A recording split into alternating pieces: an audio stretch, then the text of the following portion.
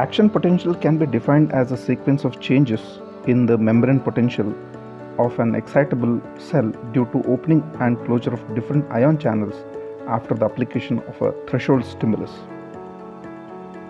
This is the graphical representation of the change of the membrane potential when a nerve is stimulated.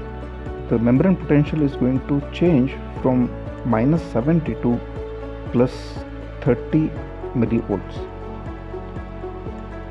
So when the stimulus is applied on the nerve, initially there will be entry of the sodium channels, which causes the depolarization, and at this point opening of the potassium channels, which is going to lead to the potassium efflux, and there will be loss of potassium ion that is going to lead to a repolarization. And we have different other stages also, like stimulus artifacts, firing level, overshoot, after depolarization, and after hyperpolarization in an action potential. We're going to see them one by one. As I said, there are different phases, that is resting membrane potential stage. So here the inside the nerve the potential is negative, and outside the nerve it is positive. So that's why the resting membrane potential is always negative inside the cell compared to outside the cell. The membrane is maintained in polarized state due to the distribution of ions across the cell membrane, and some ions diffuses out of the cell along its concentration gradient, while non-diffusible ions, that is proteins, stay inside the cell. If you compare inside the cell, there are some negative ions, and because of which there will be unequal distribution of the ions which is going to occur. And we know that potassium concentration is high inside, and this tries to move out of the cell, and at the same time sodium concentration is high outside, which is going to try to move inside the cell. And the permeability nature for potassium is high, so sodium cannot compensate for that. So the negativity inside will be more because of the potassium efflux. As we said, sodium influx does not compensate for potassium efflux because the membrane at rest is less permeable to sodium than potassium. And also sodium potassium pump causes continuous pumping of 3 sodium to outside for each 2 plus potassium ions pumped inside. This also creates additional degree of negativity, and that is the basis for resting membrane potential.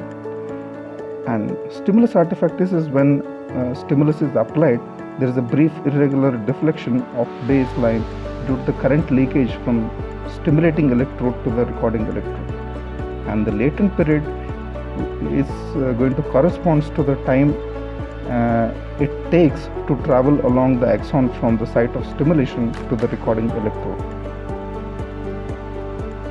So this diagram showing the resting membrane potential, it is always maintained negative inside, positive outside. It is mainly because of the potassium efflux which occurs, and also there is because to compensate, the sodium is going to try to move in, but the potassium overrides that activity because it has a more permeability for the cell membrane. So the inside of the cell, that is why it is maintained, it becomes more negative. And also sodium potassium pump, which tries to pump 3 sodium out of 2 potassium, so that is also is responsible for some part of resting membrane potential. Depolarization, when the membrane potential reaches the voltage between minus 70 to minus 50, there occurs sudden conformational change in the activation gate of sodium channels, flipping into open state. That is, these are voltage gated sodium channels and has a 2 separate gates, activation and inactivation gate. As activated state sodium ions, they are going to move in. The tracing rises rapidly till plus 35 millivolts. Now inside the nerve cell becomes positive and outside the nerve it is negative. We can see, so when the voltage gated sodium channel they are going to activate, so it is going to cause activation gate to open, so that is why sodium is going to move inside. Okay. And at 30 mm of Hg, the inactivation gate is going to close, and that is going to limit the entry of sodium, and it is not going to open until the resting membrane potential reaches back to resting membrane potential. And when some sodium enters inside the cell, okay, and it is going to lead to the threshold level, that is at threshold level it is going to open up the adjacent voltage gated sodium channels, and so this is going to cause a tremendous entry of sodium ions inside the cell, and that is going to lead to the massive change in the membrane potential. Okay. And the stimulation of adjacent voltage gated channels is called as Hodgkin's cycle. That is, the change in the polarity is going to stimulate the adjacent sodium channels, and that causes the entry of massive amount of sodium ions is called as Hodgkin's cycle. Repolarization. After sodium channel has remained open for 10,000 of a second, it suddenly closes. At this point, the membrane potential begins to recover back to resting membrane potential. Repolarization starts with potassium efflux due to the opening of voltage-gated potassium channels. A very important characteristic of sodium channel inactivation process is that inactivated gate will not reopen until the membrane potential returns to resting membrane potential. So this is the ionic basis of repolarization.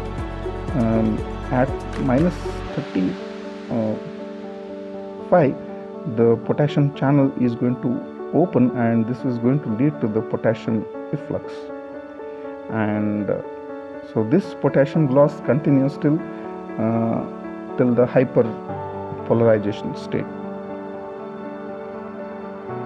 After depolarization, at the termination of spike potential, potassium conduction is slowed down, and thus few milliseconds are delayed in restoring membrane potential.